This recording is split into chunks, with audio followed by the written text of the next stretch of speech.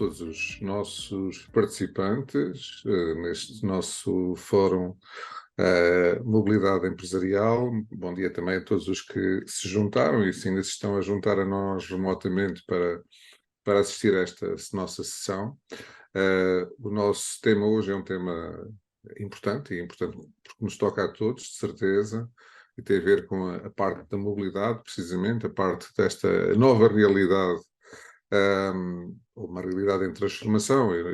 Eventualmente não é nova, mas é uma realidade que se tem vindo a transformar e que faz hoje parte da nossa vida, quer da nossa vida pessoal, quer da nossa vida profissional, embora aqui, de facto, o foco seja muito mais a componente empresarial do que a mobilidade, digamos assim, pessoal, ou do dia-a-dia. E para isso tivemos um conjunto de parceiros nossos que, enfim, aos quais agradecemos por se terem decidido juntar a nós. Vamos dar início ao nosso fórum, que é um fórum conjunto IT Insight e IT Channel. Vamos dar início já de seguida. Eu passava a palavra ao meu colega Rui Damião, que é o editor da IT Channel, e obviamente e também colaborador da IT Insight, para fazer a apresentação dos participantes. Rui, bom dia. Bom dia, Henrique, muito obrigado. O meu nome é Rui Damião, sou editor do IT Channel e da IT Insight, e antes de começarmos com o fórum propriamente dito, queria convidar os nossos participantes a fazer uma breve apresentação sua.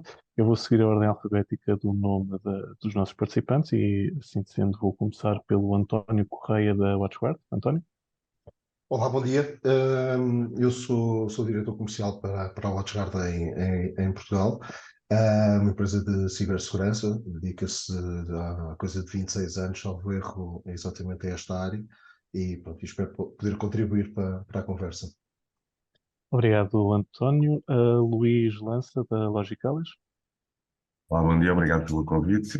Eu pertenço à Logicalis, que é uma multinacional que tem várias áreas, várias unidades de negócio, entre as quais segurança, entre as quais mobilidade e tecnologia, colaboração, e tenho a representação e a responsabilidade de gerir o portfólio de soluções de go-to-market aqui em Portugal. Obrigado, Luís. Mário Plata, da LastPass. Bom dia, meu nome é Mário Plato, tenho cerca de 20 anos de experiência em segurança e trabalho no LastPass como diretor de Governance, Risk Management e Compliance para a segurança e privacidade. Obrigado, Mário. Nelson Martins, da ASUS. Olá, bom dia a todos. Obrigado pelo convite para mais uma mesa redonda. Meu nome é Nelson Martins, trabalho na ASUS há alguns anos. Atualmente desempenho a função de Channel Manager para a área profissional, com o grande objetivo, com o grande desafio de apresentar soluções de hardware de acordo com as necessidades das empresas. Obrigado. Obrigado, Nelson. Nuno Nogueira, da Tecnify. Bom dia, eu chamo-me Nuno Nogueira, trabalho na Tecnify como CTO, sou responsável pela equipa de pré-venda e fazer a ligação na realidade da parte de tecnologia às necessidades dos nossos clientes, sendo que a Tecnify é um integrador nacional com larga experiência, quer em soluções de mobilidade, segurança, data centers e por aí fora. Agradecer à IT Channel e à IT Insight o convite e desejar uma boa sessão a todos. Obrigado, Nuno. Agora outro Nuno, Nuno Pereira, da Noesis. Nuno? Bom dia. Primeiro que tudo, agradecer o convite. Meu nome é Nuno Pereira e sou responsável pela oferta de soluções de Smart Data Center da Noesis, tanto do ponto de vista do go-to-market como do ponto de vista de delivery, onde tenho estado muito presente em projetos de transformação, tanto do data center como depois também de mobilidade. Obrigado pelo convite novamente. Obrigado, Nuno. E por último, mas não menos importante, Rui Fernandes, da Varones. Olá, bom dia a todos, obrigado pelo convite. Meu nome é Rui Fernandes, estou a desempenhar as funções de pré-venda na Varonis. A Varonis é uma multinacional sede em Nova Iorque, de fundação israelita, é uma empresa de cibersegurança que tem como o foco a segurança dos dados das organizações. Obrigado, Rui. Passo a palavra ao Henrique Carreiro para avançarmos com a primeira pergunta do fórum. Henrique. Obrigado, Rui. Ora bem, então vamos à nossa primeira questão, e a nossa primeira questão tem a ver com o período de transição, e todos nós sabemos que 2 anos atrás passámos por um período em que passámos do trabalho presencial para o trabalho essencialmente remoto. Depois, a pouco e pouco, fomos passando para o trabalho híbrido. Estes últimos meses, as restrições da pandemia já não se fizeram sentir, da mesma forma que no passado. E, portanto, gostava de perguntar aos nossos participantes qual é que é a realidade, como é que sentem que é a realidade do trabalho hoje em dia, o que é maioritário. O remoto veio para ficar, está, digamos assim, a perder lugar para o híbrido, ou o híbrido está a perder lugar para o presencial. Eu começaria pelo Luís Lança, precisamente. Luís, qual é a sua perspectiva? Bom dia, Henrique. Eu não sei se há alguns dados concretos ou estatísticos que nos permitam dizer qual é que é hoje esse balancear entre trabalho remoto e trabalho presencial. Mas acredito que pela nossa área tecnológica e pelas áreas restantes dos outros setores de atividade, o modelo híbrido é um modelo que hoje em dia parece ser mais equilibrado e que seja adotado pela maioria das empresas. Não se calhar em todas as funções, mas em grande parte delas vai permitir. E se nós olharmos que, primeiro, quando a pandemia veio, fizemos o trabalho remoto, foi por uma questão de segurança, de garantir a segurança da saúde dos seus colaboradores, ao longo do tempo, as empresas começaram a sentir a necessidade da proximidade. Porquê? Porque ela também traz algumas vantagens. Eu acho que este modelo híbrido acaba por trazer aqui algumas vantagens importantes, que têm a ver com a globalização, que é podermos chegar a outros colaboradores que não existem hoje, que não temos hoje em dia aqui em Portugal, e estender essa nossa capacidade, ou seja, possibilidade de contratar profissionais que estão noutras regiões ou noutros países, e isso acho que é um ponto importante que o trabalho híbrido acabou por dar essa flexibilização. O segundo ponto de vantagem, eu acho que acaba por ser a maior produtividade, ou seja, eu acho que não há uma questão de medição, mas acho que acaba por trazer aqui alguma felicidade. E quando as pessoas estão felizes, elas acabam por produzir melhor, porque acabam por ter maior satisfação. E se nós hoje em dia virmos, quando estamos a contratar e fazer recrutamento, um dos pontos é exatamente essa primeira pergunta, que é qual é que é o meu regime de trabalho? É presencial, é remoto, ou é balanceado, ou é híbrido? E isso acho que é importante hoje em dia termos isso bem ciente, e a pandemia acabou-nos por começar a aprender, passo a passo, a equilibrar isto, e acho que no meio está a virtude. Acho que este híbrido, não tenho um dado estatístico, mas eu tentei procurar, mas diziam já que 60% dos colaboradores de várias empresas hoje em dia, o modelo que pretendem é o modelo híbrido. Ou 3-2, ou 2-3, é este o formato que eles hoje em dia pedem às organizações e que desafiam as organizações a adotarem. Por outro lado, também há desvantagens, e muitas delas acabam por ser, eu acho que cada vez mais sentimos isso, acabam por ser sempre a dificuldade de comunicação. Porque ao isolarmos e ao estendermos as nossas equipas, a dificuldade de comunicação e de trabalho em equipa também se distancia. Coisas que nós antigamente, se calhar presencialmente, resolvíamos muito rápido, hoje temos aqui ter que aprender a utilizar plataformas digitais para que isso não aconteça. Acho que este é um modelo de aprendizagem que nós todos estamos a adotar e que estamos a evoluir. Eu acho que ainda não estamos no nosso melhor e no nosso grau de maturidade que devíamos estar, mas que claramente essa evolução está a acontecer. Segundo ponto, acho que isto também traz uma desvantagem, que é o isolamento dos colaboradores. Ou temos um trabalho que permita ter mais dias, por exemplo, em remoto do que em detrimento em presencial, começa a haver aqui uma questão que é importante, no meu ver, que é a falta de interação social. Que não é só o debate daquilo que é o nosso dia-a-dia do ponto de vista da empresa, mas estender para o debate além da empresa, ou seja, do ponto de vista cultural, do ponto de vista de político, que é para nós também percebermos os contextos económicos que estamos a viver e como é que também ajudamos a empresa a encarar estas diferentes variáveis que nós utilizamos.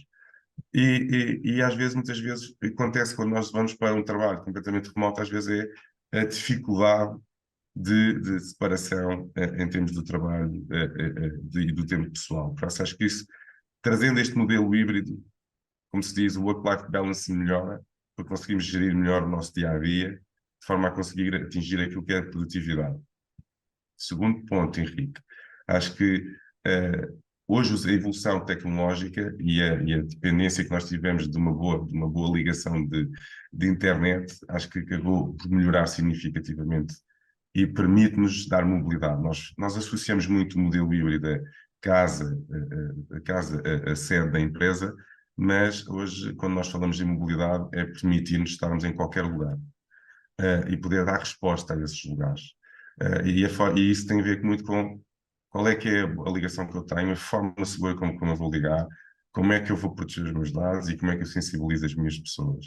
Acho que claramente isso é os desafios que vieram-nos trazer e que o regime híbrido começa também a dar outra coisa que é, à medida que nós vamos aprendendo a trabalhar nestes modelos, com estas plataformas digitais, começamos a reduzir aqui os atritos e conflitos que antigamente existiam de disponibilidades e de aumentar os níveis de stress até dos próprios de disponibilidade com o balanço com a nossa vida particular.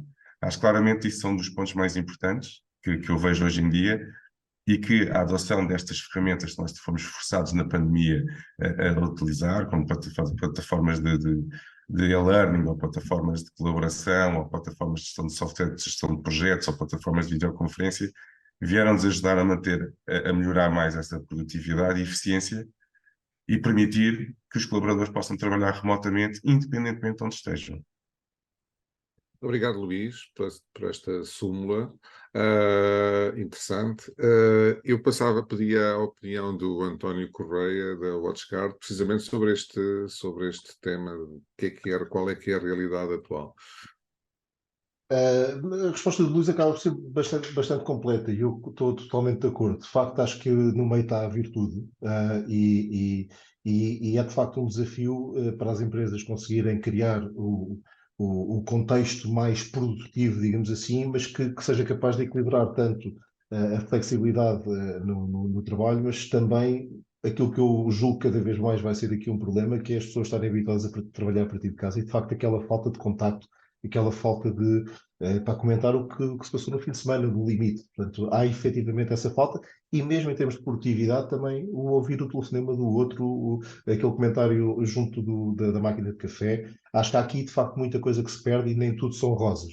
Mas acho que, e acho que, por exemplo, esta sessão é um exemplo, de facto é muito mais fácil estarmos aqui todos hoje, muito mais fácil coordenarmos as nossas agendas, tendo em conta que estamos a fazer esta sessão, por exemplo, de forma remota, e portanto há muitíssimo a tirar.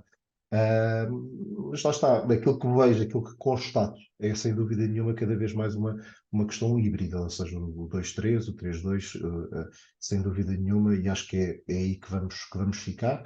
Acho que se vai continuar a ver uma aposta muitíssimo grande das empresas em tornar os escritórios mais atrativos, também normalmente acabam por ter que receber menos pessoas ao mesmo tempo, portanto vejo também claramente essa tendência. Mas acima de tudo preocupa-me esta questão da falta de contacto, da falta de contacto das pessoas umas com as outras e acho que isso mais tarde ou mais cedo, porque isto tempo passa no instante e muito tempo a trabalhar desta forma vai efetivamente trazer os seus desafios. Obrigado, António. Eu pedia a opinião do Nuno Nogueira, precisamente sobre este ponto também e eventualmente sobre esta falta que muitos de nós sentiremos nestes regimes do cafezinho, né? Daquela pausa do café. Claramente estamos todos remotos e não bebemos o café, não trocamos impressões pessoalmente, e isso é realmente uma realidade. Sim, estou de acordo com o que foi dito, obviamente, e claramente a tendência será para regimes híbridos. Agora é fundamental, como também já foi dito, garantir que não se perde a cultura das empresas, não é só a mobilidade ou a interação entre os próprios colaboradores que pode perder algum contacto, e o trabalho de equipa remoto por vezes pode não ser tão produtivo, apesar de todas as ferramentas que temos, mas também é fundamental manter a cultura das empresas e remotamente, por exemplo, integrar novos colaboradores ou fazer novos processos de adaptação das organizações. Por vezes o regime remoto, ou mais remoto do que híbrido, pode ter aqui desafios bastante importantes. Sem dúvida também, e já foi um pouco falado pelo António Correia, o regressar ao escritório ou dotar os escritórios de melhores condições, é porque todos nos habituámos a trabalhar remotamente, mas os escritórios não estavam preparados, ou muitos dos escritórios não estavam preparados para depois ter a interação de quem está no escritório com quem está remoto de um modo eficiente. E esse eu acho que é um papel fundamental também das organizações, que é de dotar de audiovisuais e de capacidade de interação, quer dos participantes remotos, quer dos participantes, por exemplo, numa sala de reuniões, e permitir com que trabalhem ao mesmo nível. E eu acho que só aí é que se consegue realmente uma produtividade maior. E como dizia o Luís Lança, não é o casa-trabalho, é o casa-trabalho e o em qualquer lugar, né? E isso hoje em dia é um aspecto relevante nas organizações. Muito obrigado, Nuno. E passaria também, endereçaria também a questão ao Nuno Pereira da Noesis. Eu acho que há aqui uma série de pontos, obviamente a conversa seria muito importante, mas também há pontos aqui que se podem colocar que têm a ver com a coordenação das equipas. Portanto, se estamos a trabalhar e provavelmente na Noesis isso acontece, essa experiência acontece. De certeza que tem equipas que uns estão no escritório, outros estão remotos. Portanto, Nuno, gostaria de ouvir a sua opinião também. Em primeiro lugar, o que foi dito penso que resume de forma bastante completa todo este tópico. Existe efetivamente, e nós temos efetivamente tentado tornar mais atraente este método de trabalho mais híbrido, porque efetivamente o híbrido à partida veio para ficar, pelo menos é essa a tendência ao dia de hoje que temos verificado e efetivamente aquilo que foi dito, ou seja, muitos dos colaboradores, a primeira ou das primeiras questões é como irão ficar, será híbrido, será remoto, será presencial, ou quando há presencial, qual é que é o número de dias presenciais, etc, etc. E o que temos verificado é que efetivamente torna-se difícil recrutar talentos se não tivermos uma resposta atrativa a este nível. E mesmo do ponto de vista da capacitação dos escritórios, do próprio cliente, muitas vezes nós temos esta dificuldade de o próprio cliente ter uma visibilidade diferente de nós enquanto empresa que capacita o cliente e capacita as suas equipas, nem sempre a nossa visão é a mesma do cliente. Isso também nos limita, no fundo, a forma como conseguimos atrair e manter os talentos. E penso que, até pegando num ponto anterior, penso que será importante evoluir e renovar a própria cultura das empresas. Ou seja, não vai ser fácil nós contrariarmos este movimento, não vai ser fácil, nem penso que seja esse o caminho, penso que o caminho é ok, vamos ter que adaptar a cultura das empresas, adaptar a forma como interagimos, criar novas formas de promover o diálogo, o contacto entre os vários colaboradores, as FIAs, a organização, etc. E isso vai obrigar um pouco, lá está, a modificar a cultura da empresa e adaptá-la a esta nova realidade. Quanto tempo uma coisa destas demorará? É difícil dizer, a verdade é que nós temos a tecnologia para nos ajudar e tem sido uma ajuda fundamental nessa evolução. Vamos ver os próximos passos. Obrigado, Nuno. E para terminar esta primeira ronda desta primeira questão, eu pediria a opinião do Rui Fernandes, da Varones. Rui? Olá, bom dia novamente. Bom, eu revejo-me praticamente naquilo que foi dito. Acho que, efetivamente, pronto, é o novo normal. Não há métricas, como o Luís Lança indicou, que possam sustentar tudo aquilo que a gente diz aqui, ou pelo menos eu não os conheço. O nosso entendimento é aquilo que nós vamos, ao fim e ao cabo, absorvendo no nosso dia-a-dia, na relação que temos com as pessoas. Acho que acima de tudo, as empresas têm, eu acho que muita da capacidade de reter talentos, com esta questão de saber se vão trabalhar de casa, se vão trabalhar no escritório, tem muito a ver com a cultura da própria empresa. Tem que ser a própria empresa, ou eu vejo isso em algumas organizações que arranjaram estratégias para conseguir conjugar ambas, ao fim e ao cabo, ambas estes cenários de tanto estar a trabalhar em casa, quando estamos a falar de um trabalho mais operacional, em que não é necessário estar perto das pessoas, mas depois as próprias pessoas das organizações já começam elas próprias a sentir, e mais uma vez isto é um entendimento que nós vamos absorvendo, a sentir necessidade de estar, a fazer um ponto de controle. E é isto que eu tenho estado a observar, digamos, dentro das nossas organizações.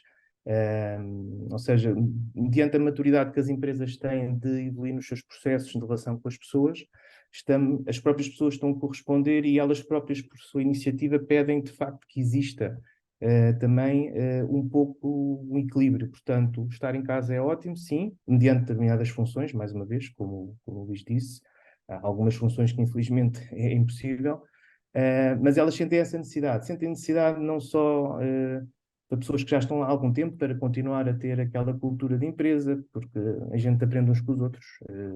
Eu, muito honestamente, e tenho aqui uma opinião um bocadinho, tem a ver também, mais uma vez, com a experiência que a gente tem, alguém que está a pedir inicialmente, se trabalha para fazer de casa, se é para fazer numa empresa, para alguém que está a começar, é estranho, porque ao fim e ao cabo as pessoas, as empresas, o mais-valia que as empresas têm são as pessoas, e nós aprendemos uns com os outros. E é ótimo para quem está a começar e começa numa empresa, estar perto de quem lá está há mais tempo para absorver também essa cultura e o saber das outras pessoas. Portanto, de facto é isso que nós temos estado a ver. Há de facto o híbrido veio aqui, é o novo normal, apresenta desafios do ponto de vista da segurança, aumenta a colaboração, aumenta a produtividade, verdade, e também representa um novo desafio para as equipas de segurança que de repente deixaram de quer dizer, algumas já tinham já há algum tempo feito esta migração do on-prem para outras plataformas. A pandemia, de facto, veio acelerar todo este processo e, de repente, as equipas de segurança, enfim, viram-se na necessidade de um curto espaço de tempo, começar a ter um desafio que é como é que eu vou garantir que os dados que estavam no meu on-prem, dentro do meu perímetro, com todas as minhas tecnologias de segurança, vão continuar seguras quando estão a ser acedidas por qualquer pessoa que eventualmente esteja no planeta, porque é verdade, hoje em dia nós conseguimos contratar pessoas que estejam em países diferentes. E é precisamente esse o grande desafio que nós temos estado aqui a ver e a ajudar as organizações a conseguir manter essa segurança. Obrigado, Rui. Vou passar a palavra agora ao colega Rui Damião para a próxima questão. Henrique, deixa-me só. Obrigado, Henrique. Sim, Força. Porque eu acho que há pouco o Nuno tocou num tema que é pertinente, eu acho que tem a ver com a adaptação das culturas a estas novas existências, e há um ponto que é importante, que quando o Rui estava a falar, me veio que é os espaços hoje de coworking. Acho claramente que estes espaços de coworking têm uma palavra a dizer do ponto de vista de interação social e entre as organizações. E esse equilíbrio, muitas das vezes, quando a gente fala de mobilidade, é até chegar a estes espaços. Porque na pandemia houve uma desaceleração completa deste espaço de coworking, que era as empresas, mesmo multinacionais, terem um spot lá para poderem promover a interação, promover a networking, promoverem apresentações de ponto de vista de partilha. E claramente hoje nota-se agora, nesses novos dados estatísticos, numa recente artigo que eu li, que começa outra vez a termos perto de 20% de crescimento neste espaço de coworking, exatamente para incentivar esta questão da mobilidade, que é qual é os espaços que eu tenho distribuídos à volta, por exemplo, da zona urbana de Lisboa, ou do Porto, ou do Braga, em que eu possa utilizar para poder promover esse networking e essa interação social entre as diferentes empresas também, que é importante. Não só a cultura, mas também entre as diferentes empresas para conseguirmos adotar. Era só esta nota, Henrique, que eu acho que era importante, que o cowork acho que vai começar a ter aqui também outra vez uma nova palavra na interação das nossas vidas e na interação das nossas empresas e culturas. Um ponto muito relevante. Muito obrigado, Luís. Passaria agora a palavra ao Rui para continuarmos na próxima questão. Obrigado, Henrique. Nós vamos ainda continuar aqui sobre o tema dos modelos de trabalho, da mobilidade e como é que as empresas se podem organizar. E eu queria começar como estamos vindo a falar neste novo paradigma da forma de trabalho e de colaboração e também de educação e aprendizagem, queria perguntar ao Nuno Nogueira como é que vê o futuro da mobilidade e da forma como as empresas podem organizar o trabalho nesta nova realidade. Nuno? Sim, obrigado. Sim, já Há um aspecto que já tem sido vindo a ser referido, que é o trabalho realmente não é um local físico, é uma atividade. E essa é uma consciência que em muitas organizações já existe há muitos anos. Sei lá, nas multinacionais, muito devido à dispersão geográfica dos colaboradores, já há muitos anos que o conceito de trabalho não é um local físico. E eu acho que a pandemia o que nos trouxe foi realmente a aceleração desse conceito, ou seja, muitas das organizações nem percebiam que, tendo as pessoas dispersas geograficamente, conseguiam, na realidade, continuar a ser produtivos. Agora temos estas questões todas que falámos do voltar ao escritório ou ter os modelos híbridos, mas na realidade muitas das organizações perceberam que conseguiam ter estes modelos de negócio ou estes modelos de trabalho mais do que negócio e manter o seu negócio em funcionamento. Mas claramente para a evolução ou para o futuro da mobilidade, como queremos chamar, temos estes 3 vetores importantes, que é a mistura da tecnologia com os processos e a cultura das empresas. E como, se calhar, apesar de todos os que estamos neste painel somos de áreas tecnológicas, se calhar a parte tecnológica é a mais simples. Hoje em dia existem diversas soluções, desde colaboração a tecnologias de e-learning, sei lá, um PC com um método de acesso seguro a uma organização ou às minhas aplicações em cloud ou onde quer que elas estejam, eu consigo fazer ensino à distância, ou medicina à distância, ou exercer qualquer função empresarial. Depois posso ter mais segurança, menos segurança, soluções mais colaborativas, menos colaborativas, mas na realidade o que tem que mudar ou o que tem que ser realmente adaptado nas organizações, a parte tecnológica, o IT consegue dar uma resposta relativamente bem conseguida nos dias de hoje. Temos tido uma maturidade que foi evoluindo nestes últimos 2, 3 anos a um ritmo bastante acelerado, mas é fundamental realmente mudar os processos e a cultura das organizações, porque continuamos a ter muitos processos que se mantêm ligados ao escritório, digamos assim, ou ao local físico, e esses processos e a transformação digital, como há muitos anos falamos,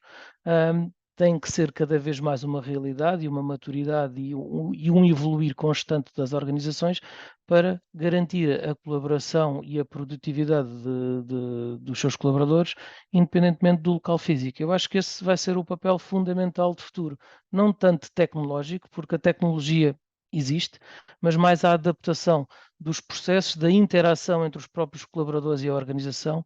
E mais uma vez aqui, eu acho que é fundamental criar canais de comunicação. Desde reuniões globais da organização, desde reuniões mais de coordenação de equipas, não é o controle do que as pessoas estão a fazer em casa ou em qualquer local, mas sim garantir que todos esses colaboradores se sentem parte de um objetivo comum. Eu acho que este é o principal desafio para as organizações. Não é tanto a parte de tecnologia, volto a dizer, mas sim garantir que todos estamos em conjunto a trabalhar para um objetivo comum. Era mais fácil no escritório há uns anos atrás, porque nos encontrávamos todos e todos percebíamos para onde estávamos a ir em grupo, digamos assim, e como já foi dito anteriormente, aprendemos uns com os outros, integramos novas pessoas nas organizações mais facilmente no escritório. Portanto, é fundamental realmente canais de comunicação, mais do que a tecnologia per si, canais de comunicação efetivos e que permitam com que os colaboradores que se continuem a ligar entre si e a organização para um objetivo comum, que eu acho que é esse o ponto fundamental hoje em dia na evolução da mobilidade. Obrigado, Nuno. Eu gostava também de ouvir a perspectiva do Luís Lança sobre que o futuro da mobilidade e como é que as empresas podem organizar o trabalho nesta nova realidade. Luís? O Nuno acabou por elencar aqui alguns pontos que são claramente interessantes. Eu diria claramente que a pandemia impulsionou a transformação na mobilidade e no trabalho, e até na adoção. Algumas ferramentas que até a própria Nuno há pouco falava em sistemas de audiovisuais, videoconferência, que já existem há 10 anos ou há 20 anos, e que muitas delas pareciam claramente obras de arte dentro das salas, que não eram utilizadas, e que hoje em dia são utilizadas com um fundamento. Mas eu dou aqui outro exemplo, pode não ter a ver com mobilidade, mas tem a ver com a aprendizagem. Nós hoje em dia, com ferramentas como o SharePoint para fazer partilha de um documento e estamos a escrever todos em simultâneo, nós antigamente o que fazíamos era versões. Estou a dar um exemplo de uma proposta, que era cada um fazia a sua parte e depois havia um que compilava tudo. Até esta forma de produtividade, que é trabalhar em simultâneo sobre o mesmo documento e aumentar essa capacidade, até do ponto de vista da aproximação entre as equipas, que a gente está a vê-los a trabalhar todos em simultâneo, é extremamente importante. E isso vem impulsionar isso. No fim de contas, esses micro-objetivos, eu sou muito hoje em dia fã dos OKRs, dos Objetivos Key Results, ou seja, acho que nós temos que ter micro-objetivos para alcançar o objetivo comum da organização, da visão da organização e caminhar. Mas estes micro-objetivos acabam por melhorar a comunicação entre nós, a proximidade, e essa transformação digital que nós estamos a fazer, porque a realidade é que todas as nossas empresas, sejam elas nacionais ou multinacionais, não conseguiram desmaterializar todos os seus processos. E como não conseguiram desmaterializar, e estão nessa fase de roadmap ainda de desmaterializar alguns desses processos, nós temos que encontrar aqui formas, claramente que eu acho que o canal de comunicação é uma delas. Segunda, é as ferramentas que nos permitem ter uma maior produtividade e aproximar as equipas a trabalhar no mesmo senso comum. Acho claramente que isso é um dos pontos que é fundamental hoje em dia, que é adotarem e até ensinarem. Nós falávamos hoje em dia de aprendizagem. Eu acabo por ser um fã hoje em dia do LinkedIn, do ponto de vista da learning, porque na realidade, no fundo, acabamos por conseguir ter acesso a muitas coisas de aprendizagem que no nosso dia-a-dia acabamos por desvalorizar, ou por não ter, ou por não aprender. E isso é importante também nós hoje em dia, olhar para o nosso ecossistema que temos à nossa volta e saber como utilizá-lo, e saber como o pomos em prática. Acho que isso vai-nos melhorar bastante aqui a forma de comunicarmos e melhorarmos. Mas há outro lado, que é, embora hoje o trabalho remoto seja uma realidade e possa reduzir custos para uma operação, mas exige outra coisa. Eu acho que isto de uma redução de custos é uma questão, aqui um binómio um bocadinho estranho, que se nós estamos a fazer uma dispersão das nossas pessoas, há uma coisa que nós temos que garantir, que é a segurança dos dados e a forma como elas acedem aos dados. E isso leva a outro desafio, se calhar que o Rui melhor que eu, é isso, que é a imutabilidade dos nossos dados, a proteção dos nossos dados, para não podermos levar um ataque e temos aqui um desafio maior. E essa sensibilização às pessoas é importante. Portanto, no ponto de vista de comunicação, acho que claramente temos aqui um caminho muito grande do ponto de vista da aprendizagem e de aumentar a nossa produtividade. Segundo, temos outro caminho, que eu acho que é também muito relevante, que é a sensibilização das pessoas sobre a segurança dos dados. E isso leva a que que eu acho que é o maior desafio que nós temos, que é a coesão de equipas. Ou seja, isto não é um departamento, e nós trabalhamos muitas das vezes hoje em dia por áreas departamentais, ou temos aqui, ou vamos para modelos mais agiles, para ser mais matriciais, mas isto acaba por nos levar a isto, exatamente isto, que é aprender também como é que nós criamos aqui nestes modelos híbridos de trabalho, novas formas de comunicar e de interagir, para que sejam adotadas no nosso presente e que sejam melhoradas no nosso futuro. Obrigado, Luís. Eu, antes de passar a palavra ao Nuno Pereira da Noesis, queria só pedir para tentarem manter as vossas respostas em 2 minutos. Nuno Pereira, como é que vê aqui o futuro da mobilidade e como é que as empresas podem organizar o trabalho? Tentar os 2 minutos. Concordando com tudo o que foi dito até aqui, acho que há aqui um conjunto de desafios também que já estão a ser desafios, mas vão continuar a ser importantes, que é, por exemplo, a forma como as empresas, ao entregarem devices aos colaboradores, a forma como vão ter que pensar modelos de ownership dos devices, dos dados, da propriedade daquilo que está dentro dos devices, e isto tem sido algo que tenho visto muito ligado, lá está, ao mundo mais da mobilidade, mais do device, mas é algo com que muitas empresas ainda não se debateram a fundo, que é o device é de quem? É meu, eu dou ao colaborador, tenho direito a quê? Vou criar para áreas privadas, áreas públicas, etc, etc. Acho que isto vai ser também um ponto que cada vez mais vai ser relevante, porque cada vez mais há exigência do remoto e do acesso ao trabalho remoto. Outra coisa que acho que é muito importante é a abstração do mundo físico, que bate um pouco naquilo que o Luís estava a dizer. não só do ponto de vista daquilo que é a tecnologia, ou seja, a adoção de clouds públicas que temos visto a crescer de forma muito acelerada, a adoção de software e modelo as a service, mas também a abstração do mundo físico do ponto de vista dos processos, do ponto de vista das pessoas, conseguirmos ter mais uma realidade mais desagregada daquilo que são as nossas restrições e limitações físicas. Eu acho que isso vai ser muito importante. São paradigmas que estão a acontecer e isso bate, lá está, na tal adoção da cloud pública, muito por via de permitir aos colaboradores aceder a qualquer aplicação de dados, etc., em qualquer lugar, e a cloud pública traz-nos essa facilitação, mas existem outros paralelos em que isso será também necessário conseguir dar esse tipo de resposta.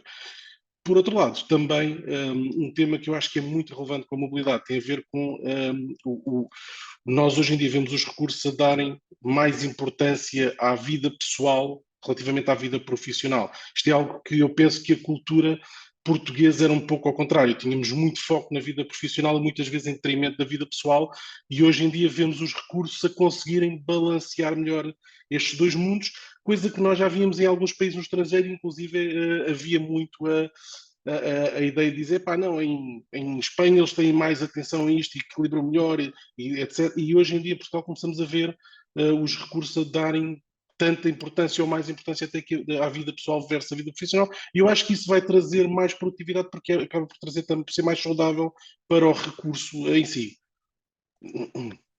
Obrigado, Nuno. Eu gostava também de ouvir a perspectiva do Nelson Martins, da ASUS. Nós teremos daqui a pouco uma questão mais direcionada para os dispositivos, mas o Nuno também falou aqui um bocadinho de dispositivos. Portanto, Nelson, como é que foi aqui o futuro da mobilidade, que também certamente passa pelos dispositivos? Correto, Rui, obrigado. É importante, como dizia o Nuno Nogueira, que as empresas mudem os processos e possam evoluir. Portanto, as empresas têm que assumir que querem realmente dar esse passo, que querem agarrar o salto para um futuro de mobilidade, e para isso que apostem em novas soluções. E naturalmente, no caso da ASUS, estamos a falar de soluções tecnológicas que permitam as empresas dar aos seus funcionários equipamentos ou soluções alternativas para quem precisa de estar sempre ligado, em constante movimento, toda a hora e em qualquer lugar. No caso da ASUS, falando aqui a nível de dispositivos, é realmente uma preocupação que temos, pensamos nesse tipo de soluções, e é por isso que apresentamos equipamentos mais finos, mais leves, fáceis de transportar, como é o caso do nosso segmento de notebooks, os ASUS ExpertBooks. A título de exemplo, por exemplo, o nosso equipamento ExpertBook B9 é um modelo que se enquadra nesta nova realidade de mobilidade, notebook com menos de 1 kg, com uma autonomia para um dia inteiro de trabalho, mas mantendo na mesma um elevado nível de performance. Ou então, por exemplo, o modelo ExpertBook B7, que é um equipamento com ecrã touch, que roda 360, com ligações 4G e 5G, para quem precisa de estar sempre ligado. Portanto, aqui o importante, ou o futuro da mobilidade, passa por este tipo de soluções diferentes para cada necessidade do dia a dia. Obrigado, Nelson. Eu gostava também de ouvir, por último, nesta questão, o Mário Plata, da LastPass. Eu sei que o Mário tem estado a trabalhar fora do país, e queria que também, se fosse possível, claro, que partilhasse aqui um bocadinho da sua visão sobre como é que foi o futuro da mobilidade e de como é que as empresas podem organizar o trabalho nesta nova realidade. Mário? Com certeza. Eu concordo com tudo o que foi dito.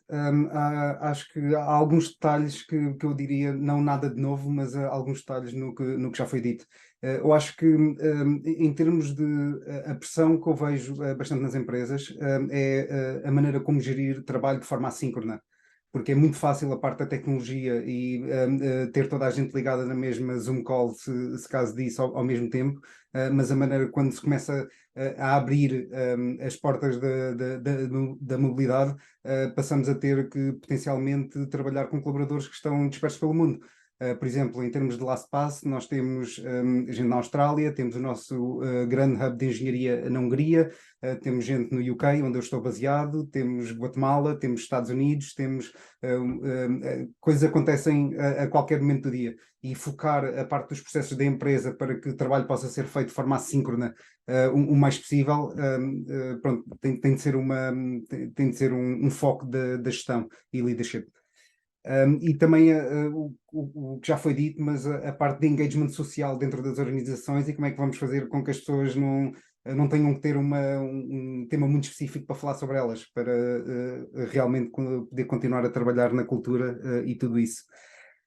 E finalmente, o último ponto que eu mostraria é mesmo a parte das expectativas por parte dos trabalhadores, não é?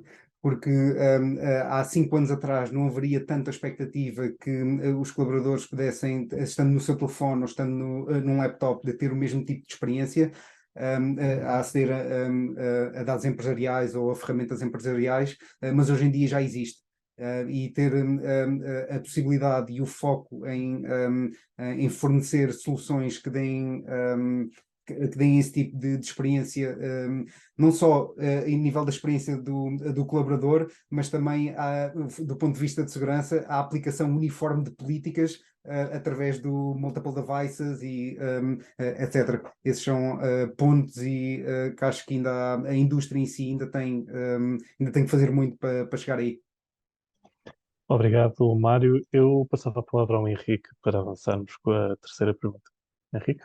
Obrigado, Rui. Primeiro, a próxima questão, ou esta que vamos endereçar agora, tem a ver com a gestão dos dispositivos. E é uma questão, creio eu, que é uma questão bastante relevante, porque os dispositivos têm-se vindo a multiplicar as suas características, a multiplicidade, até o ciclo de vida, ou seja, o ritmo a que os dispositivos são substituídos e o papel cada vez mais importante que têm nas organizações em termos dos serviços a que conseguem aceder. Isto é, portanto, há uns anos atrás um telefone móvel teria capacidades muito limitadas em termos do acesso a serviços críticos entre as organizações. Hoje não é essa a realidade. Qualquer dispositivo móvel hoje pode ter autorização, se assim se pode dizer, de acesso a sistemas muito críticos. E, portanto, como é que esta questão é como é que nós conseguimos fazer uma gestão, ou como é que as empresas conseguem fazer uma gestão eficaz destes dispositivos, agora nesta perspectiva híbrida, entre o estar presente na organização, o estar remoto, o estar a grande distância, até como o Mário estava a referir agora. Portanto, eu endereçaria a questão, ou começaria por endereçar a questão ao Rui Fernandes. Rui, como é que se gera esta complexidade? É complexo, de facto. Redundância. É complexo, pronto. De facto, e é importante que as empresas tenham essa consciência, não é? De ter uma estratégia bem definida de proteção de dispositivos, perceberem a importância que existe. Repetindo um bocadinho, efetivamente a pandemia foi uma coisa horrível, foi uma coisa que não foi nada positiva para a humanidade, mas do ponto de vista do ponto de vista de trabalho, efetivamente as empresas tiveram que se agilizar, tiveram que ir rapidamente, enfim, buscar soluções que não tinham, muitas delas, algumas sim, mas dependendo da maturidade também de cada organização, da dimensão, enfim, há vários fatores que depois também, ao fim e ao cabo, definem, digamos, as estratégias de investimento de cada organização. E de repente começámos a observar tecnologias de forma mais transversal, coisas que nós víamos mais ao nível do enterprise. E neste momento já é quase comum vermos em todos os verticais e todas as dimensões.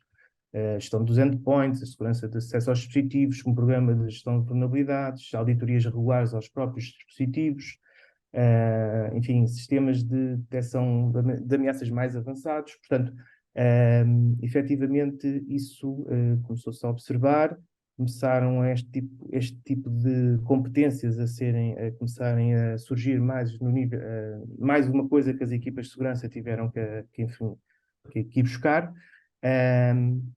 No entanto, e do nosso ponto de vista, tudo isto é crítico e é mandatório, mas consideramos que, e mais uma vez tendo em consideração o regime híbrido, o regime completamente remoto, e o regime não, enfim, híbrido do ponto de vista também da informação que continua no on-prem, se formos a ver, é muito significativa. Este tipo de abordagens necessitam também de uma estratégia do ponto de vista de proteção de dados. Mais uma vez, é importante perceber estes dispositivos que já estão a ser protegidos com estas tecnologias todas, com estas várias layers, várias camadas de proteção. É importante ter uma estratégia centrada nos dados para darmos contexto a essas proteções, porque se nós formos a ver ao final de contas, estas estratégias servem para proteger as pessoas que estão externas, estão fora de um ambiente de escritório, estão menos protegidas, estão mais expostas socialmente. Hoje em dia toda a gente se expõe, há pouco alguém no painel, peço desculpa, indicou exatamente isso.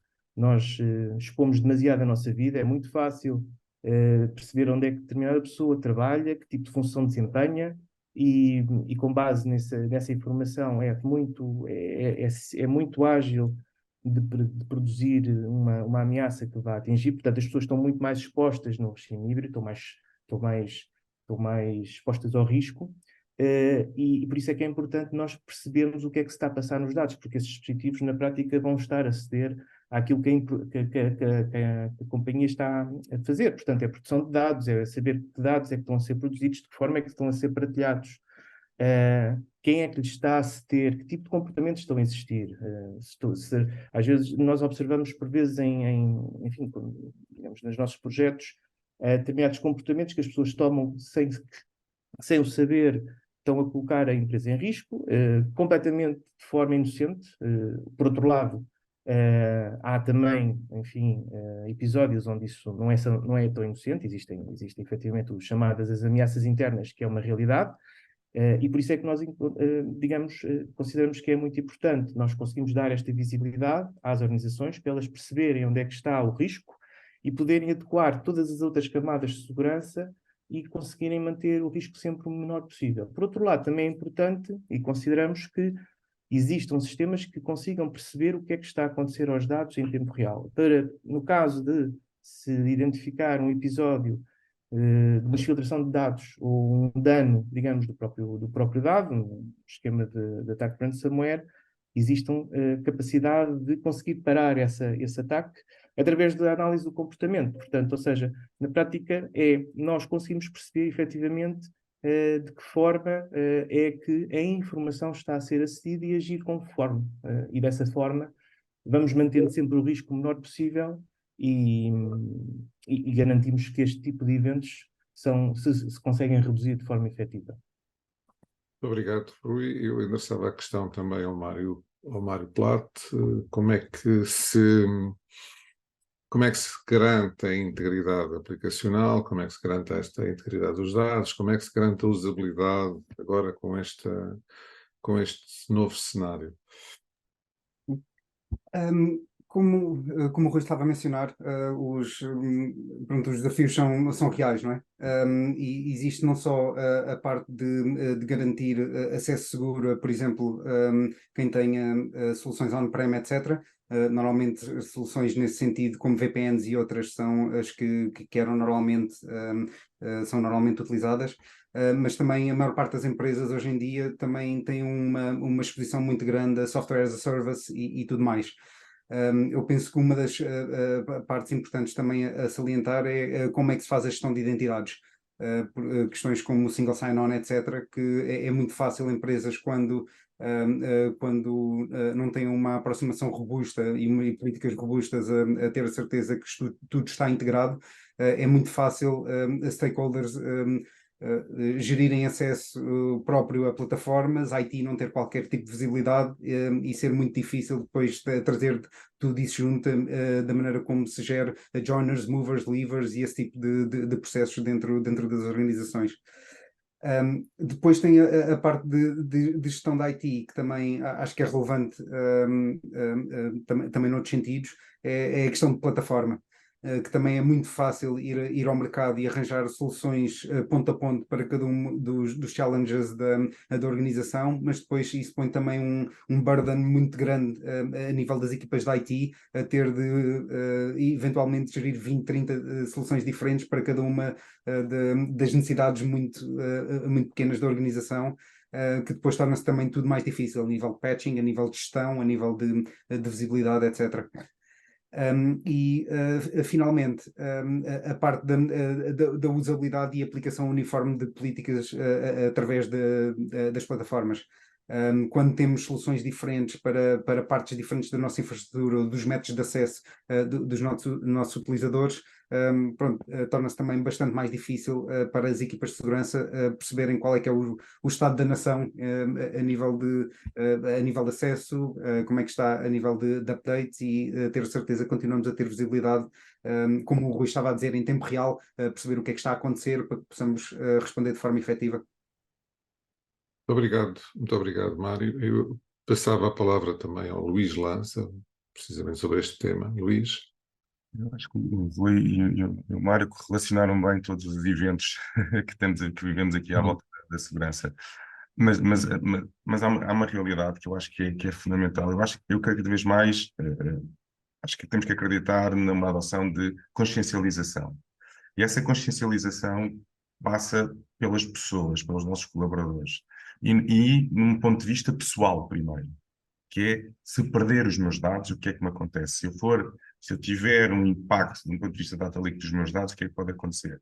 E a partir daí, depois dessa consciencialização, estender às empresas. E o que é que eu explico isto? Porque a complexidade, e nós hoje em dia, Henrique, olhamos para nossas casas e vemos que se adotarmos por sistemas de domótica, com a sensorização toda, estamos a exponenciar a vulnerabilidade dentro da nossa casa. Se nós não soubermos defender a nossa própria casa e não tivermos a consciencialização, quais são os riscos dentro da nossa casa, muito menos vai ser numa empresa, muito mais vai ser fácil a empresa ser fragilizada.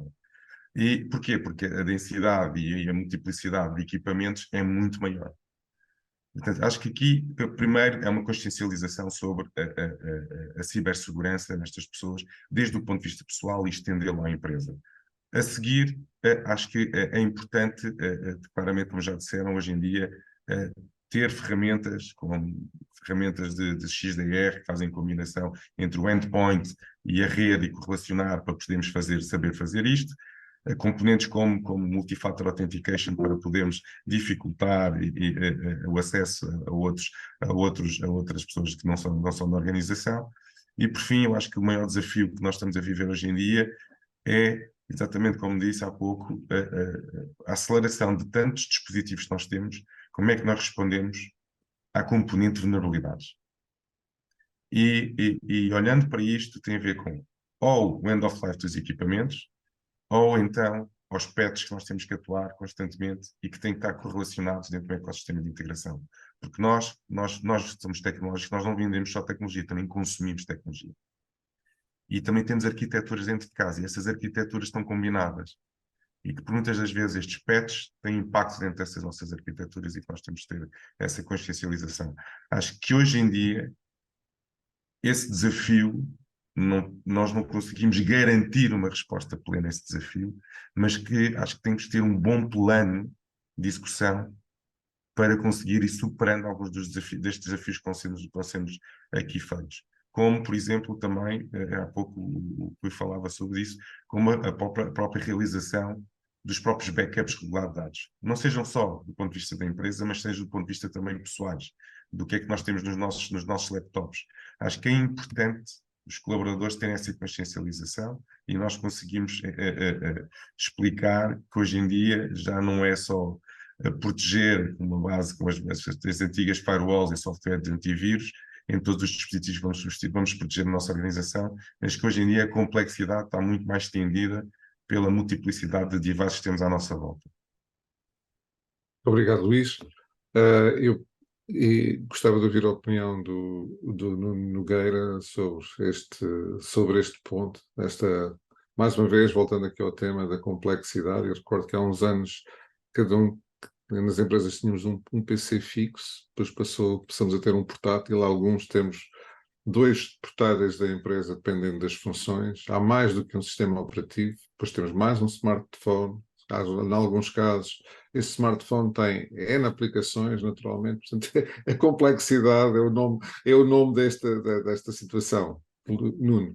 Sim, eu acho que já grande parte das coisas já foi dita, mas há uma coisa que eu acho que é fundamental as empresas começarem a adotar, que é políticas de segurança e não apenas a autenticação. A autorização que referiu no início desta sessão e que é muito importante. A maior parte das empresas hoje em dia adotam a autenticação MFA, o que quer que seja, para ter 2 fatores de autenticação, mas depois do utilizador estar autenticado, normalmente consegue aceder, obviamente que depende da maturidade das empresas, mas muitas das nossas organizações, o utilizador independente do dispositivo que está a aceder, assim que está dentro da rede, através de uma VPN, o que quer que seja, tem acesso à infraestrutura de rede toda, digamos assim, ou a grande parte da infraestrutura de rede. Eu acho que o que é fundamental, ou uma das características importantes e que não tem sido dado passos, porque também é complexo para as equipas da IT fazer, mas que é fundamental, é começar a dar o tal Zero Trust que todos falamos, que é mais um chavão de mercado, mas sobretudo dar a autorização respectiva a cada utilizador. Ou seja, se eu trabalho no departamento de marketing, acedo às aplicações de marketing, não tenho que aceder à organização toda. E isso hoje eu acho que detalhar ou tornar mais granular a autorização de quem pode aceder aqui é fundamental e é um desafio para as equipas de IT e infelizmente não tem sido muito adotado. Se calhar em grandes empresas sim, mas na generalidade das nossas PMEs temos ficado um pouco pela autenticação e não tanto passando para a autorização do que eu posso aceder aqui. Eu acho que este é um dos papéis, além dos pontos ditos anteriormente, acho que é um dos fatores muito, muito relevantes que tem que ser um futuro de curto prazo para grande parte das organizações. E dependendo do device com que eu estou a aceder, ter mais ou menos autorização dentro da minha organização. Se eu tiver o meu PC corporativo controlado pelo meu IT a 100%, com todas as aplicações de XDR que, como o Luís Lança dizia, ou de endpoint, que depois são mapeadas e correlacionadas com o XDR da organização, tenho direito para aceder a X ou Y elementos da minha organização. Se aceder com o meu device privado, os tais Bring Your Own Devices, que já é um chavão também do passado, todos sabemos que a maior parte das organizações não controla os devices dos colaboradores e a maior parte não tem sequer ferramentas de endpoint security nesses devices. Portanto, o nível de exposição que eu tenho que dar a esse dispositivo e a esse utilizador quando está nesse dispositivo tem que ser muito inferior. Eu acho que este é um dos passos fundamentais, além do que já tinha sido dito, que as organizações têm que começar a olhar, que é o Zero Trust e, sobretudo, a garantir que só autorizo o que o utilizador deve fazer na organização. Obrigado. E eu, para encerrar esta... Se me permite, Henrique, já agora só acrescentar uma coisa ao que o Nuno acabou de dizer, muito rapidamente.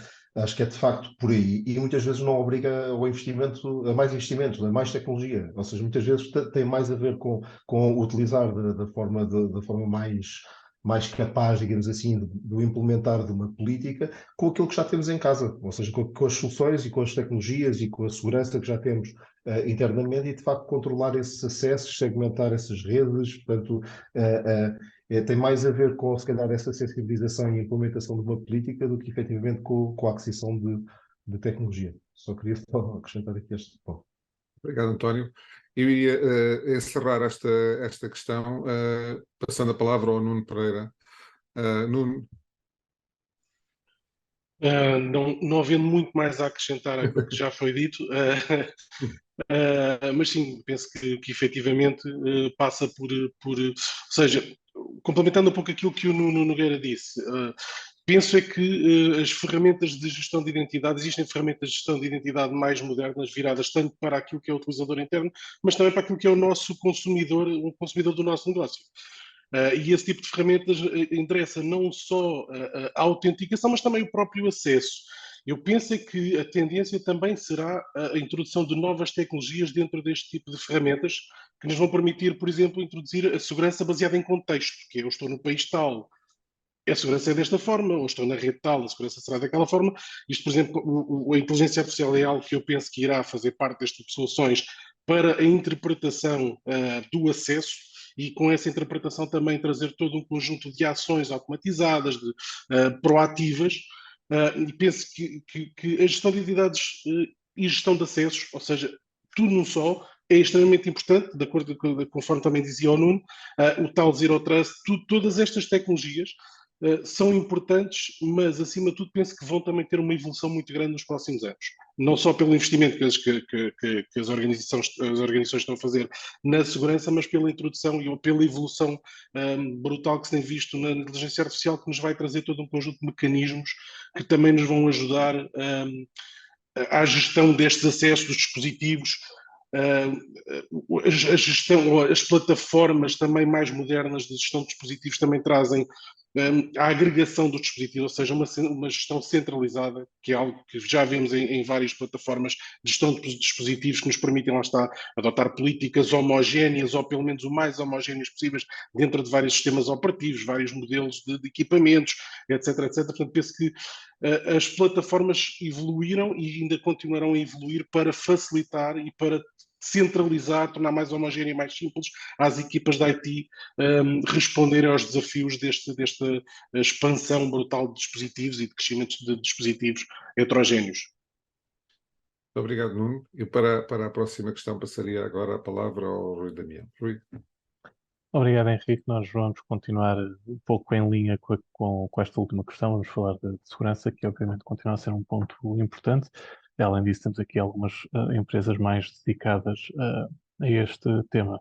Eu ia começar por perguntar ao Mário Platt como é que se pode melhorar a cibersegurança das organizações numa altura em que o regime de trabalho híbrido é mais ou menos comum. Como é que se pode sensibilizar os clientes finais e principalmente os seus colaboradores para os perigos que daí resultam e como é que se pode manter a infraestrutura, no fundo, o mais segura possível. Mário? Acho que é importante, é muito fácil olhar para melhores práticas e certificações, etc., e tentar gerir ou definir programas dessa forma, mas acho que as empresas têm que olhar também um bocado quais é que são as ameaças com que empresas estão a ser afetadas hoje em dia. Existem reportes, por exemplo, o Verizon Data Breach Report, que é algo que sai todos os anos, e que menciona, por exemplo, o último, que Business Email Compromise, Phishing e credenciais roubadas são as três grandes ameaças que fazem com que tenham levado a data breaches, etc. Por isso acho que ter um foco no tipo de ameaças que são mais comuns deveria ser o sítio onde as empresas começam.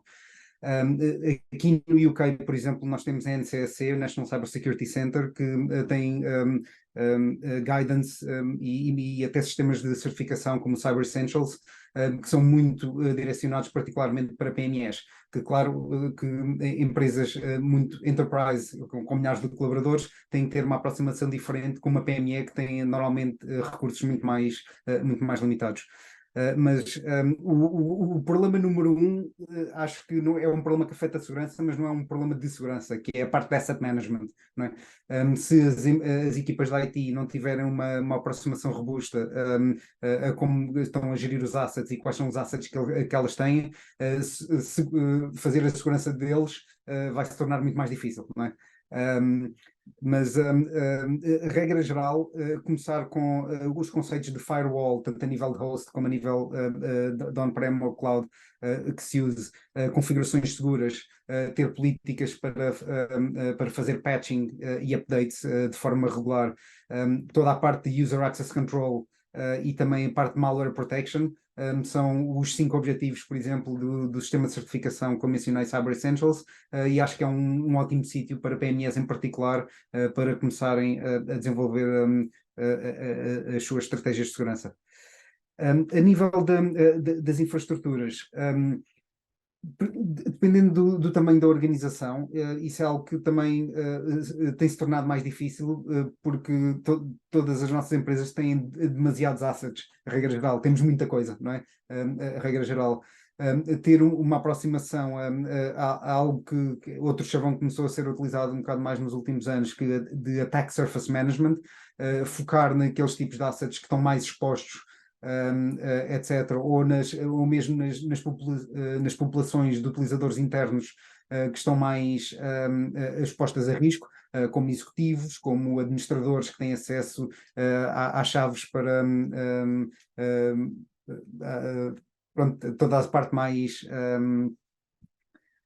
acesso privilegiado, etc. Seria novamente a minha sugestão de como começar a desenvolver a estratégia de segurança. Obrigado, Mário. Eu gostava também de ouvir a perspectiva do António Correia, da WatchGuard, sobre o tema da cibersegurança e da sua importância. Bom, as Peço coisas desculpa. não, Sim, as coisas, força. as coisas não ficaram efetivamente mais simples, e lá está o trabalho do híbrido, não vai facilitar a tarefa, mas eu acho que, por um lado, temos tecnologia mais do que suficiente para dar resposta a isto. Acho que tudo se deve basear e o primeiro passo deve ser efetivamente a aposta numa política, lá está, de confiança zero, de zero trust, se quisermos chamar, chavão ou não, acaba por ser um bocadinho essa orientação que acho que se deve ter. Ou seja, as pessoas têm que ter acesso apenas e só àquilo que precisam trabalhar.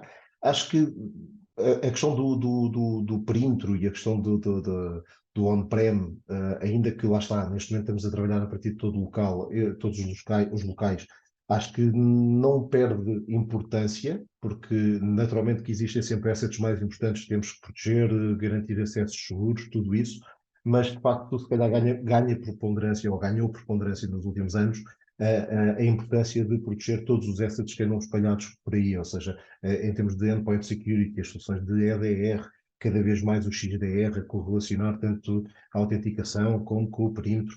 Portanto, é cada vez mais por aí que vemos que há uma necessidade de investimento. E há depois também aqui um grande desafio, que é sermos capazes e sermos nós fabricantes, serem os parceiros, os integradores, de entregar isso ao cliente de uma forma que ele consiga, por um lado, consiga pagar, mas por outro lado consiga também gerir, na medida em que lhe caiba a ele gerir e não possa recorrer exatamente a esses integradores para o fazer.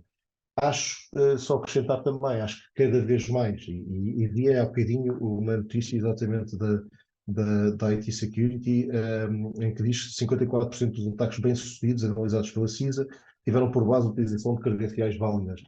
Cada vez mais, em todos os ataques, há algum momento, e lá está, os ataques demoram o seu tempo, em algum momento há o roubo de credenciais. Portanto, acho que ganha também muitíssima preponderância a necessidade de ter soluções de multi-factor authentication, ter a necessidade de monitorizar, por exemplo, a Dark Web, a necessidade de, para ver se efetivamente o nosso domínio foi encontrado em alguma filtração de dados, algum roubo de credenciais, que esteja já, digamos assim, com as credenciais à venda em algum lado. E também a necessidade de password managers, ou seja, acho que é o nosso papel também ajudar os utilizadores e a nós mesmos, todos temos essa experiência, é literalmente impossível nós sabermos tanta password, tanto acesso, é de facto uma dor de cabeça e vemos isso nas gerações mais velhas, estão outra vez a pedir os acessos, é de facto assustador. E, portanto, acho que é o nosso papel também ajudar os utilizadores a terem essa sensibilidade, porque a sensibilidade, se calhar, que já lá está. Agora, é preciso, efetivamente, entregarmos soluções que os ajudem a ser mais responsáveis. E acho que este aqui é também um grande desafio, mas lá está. Começa tudo numa política e porque são tantas coisas que se têm que adressar, e acaba como terminei, não é fácil. Isto do trabalho híbrido não nos veio facilitar a vida. Obrigado, António. Gostava também de ouvir a perspectiva do Rui Fernandes da Varonis sobre o mesmo tema. Rui? Sim, Rui. Sim, pronto. Efetivamente, eu revejo-me com todos os comentários que foram feitos acerca desta temática.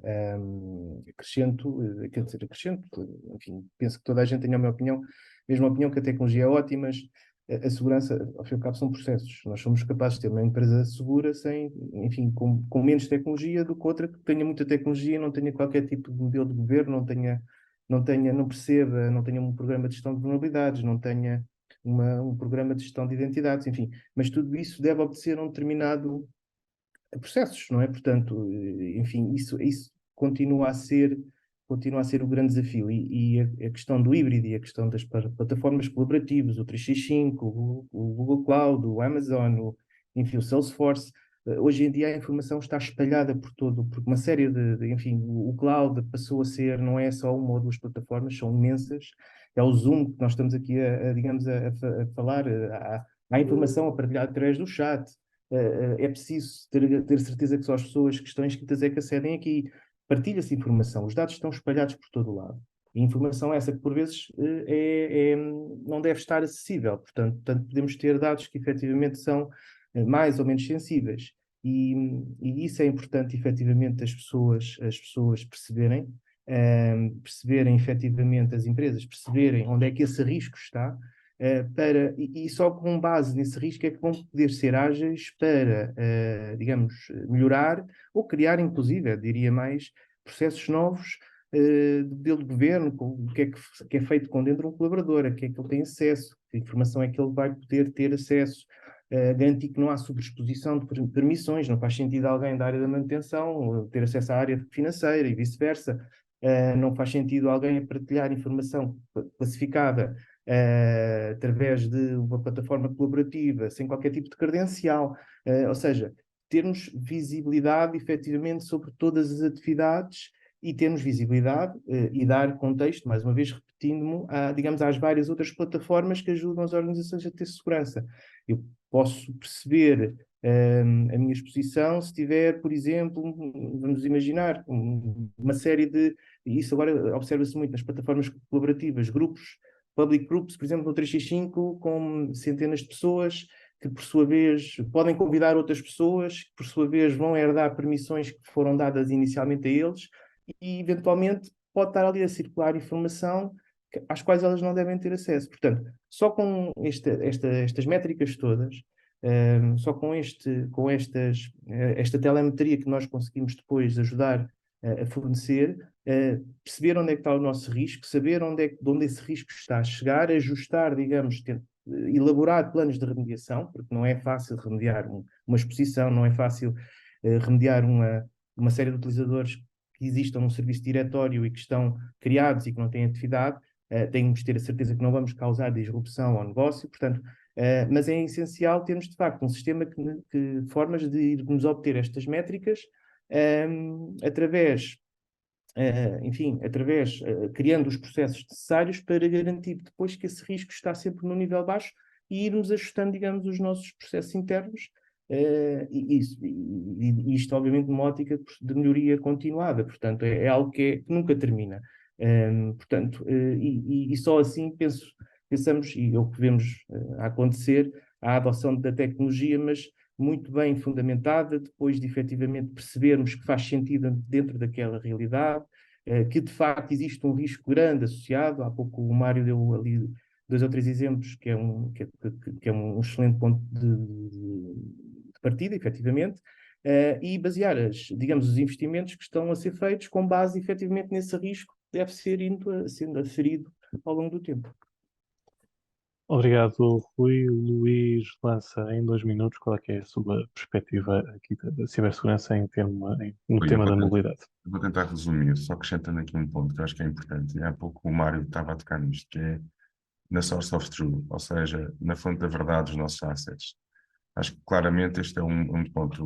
O Rui falou nos processos, claramente que os processos têm que existir, mas também tem que existir uma boa CMDB para nós podermos fazer esta boa gestão de vulnerabilidades. E acho que esta source of truth cada vez mais vai ser relevante nas empresas. Saber que tipo de assets é que eu tenho e como é que vou fazer essa gestão de vulnerabilidade desses assets. Porque numa perspectiva que nós olhamos, que é da componente que o Mário há pouco dizia, relativamente ao report Data Breach da Verizon sobre a componente de phishing, esta é uma das realidades, mas a outra também acaba por ser as vulnerabilidades dos nossos equipamentos. E nós temos que, pelo menos nestas duas vertentes, ter uma boa política de segurança e com uma terceira adição, que é um backup do ponto de vista de imutabilidade dos dados. Em caso de ataque, nós conseguimos fazer essa recuperação rápida, para não me alongar mais. Obrigado, Luís. Antes de passar a palavra ao Henrique e para avançar para a próxima pergunta, queria só relembrar os nossos participantes para tentarem manter as vossas respostas em 2 minutos, já não faltam muitas questões, já estamos talvez um bocadinho atrasados, mas tentem manter as vossas respostas em 2 minutos. Henrique, vamos avançar para a quinta pergunta. Obrigado, Rui. A quinta questão é endereçada ao Nelson Martins da ASUS, mas se nos conseguirmos manter dentro do limite dos 2 minutos, obviamente poderemos pedir aos outros intervenientes também, se quiserem acrescentar alguma coisa. Mas a questão é como é que o PC está a evoluir para fazer face às necessidades do mercado. Ou seja, o PC tem sido quase que um camaleão ao longo destes anos todos e, portanto, tem-se adaptado a todas as evoluções do mercado, mais desafiantes, menos desafiantes. Mas eu gostava muito de ouvir a opinião do Nelson. Nelson? Obrigado, Henrique. É verdade, nós temos assistido a uma enorme transformação digital nestes últimos anos. Com estas alterações, as empresas naturalmente começaram a procurar soluções que as permita ter uma maior flexibilidade, uma maior mobilidade, e fez também aumentar a procura por soluções que os permitam estar sempre ligados e neste constante movimento. E, na verdade, os novos PCs têm evoluído nesse sentido. Ou seja, neste momento apresentamos soluções, como é o caso da série ExpertBook, equipamentos ainda mais finos, mais leves, fáceis de transportar, com maiores autonomias de bateria, com possibilidade de ligação 4G e 5G, no próprio chassi, e existe também a preocupação já com um design mais moderno para os equipamentos.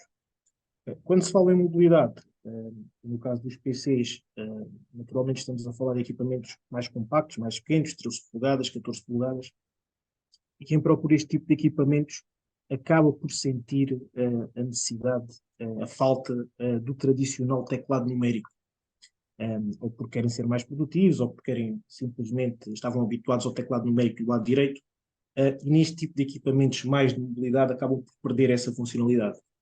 No entanto, no caso da ASUS, nós apresentamos uma tecnologia exclusiva, diferenciadora, que é o ASUS NumberPad, que permite ativar este teclado numérico de forma virtual no nosso touchpad. Ou seja, desta forma, mesmo com um equipamento mais pequeno, mais compacto, é possível na mesma ter acesso a um teclado numérico para este tipo de funções. Contudo, sentimos também uma preocupação, uma procura por equipamentos mais resistentes, mais robustos. Nesse sentido, também os nossos equipamentos já certificados com o selo de US Military Grade, portanto, garantimos aqui que os equipamentos passam por uma série de testes de resistência e de qualidade, que garantem que os equipamentos vão funcionar perfeitamente em diferentes condições, mas sente-se, eu diria, mais do que nunca, que quem procura um portátil quer mesmo um equipamento que seja prático, que seja útil.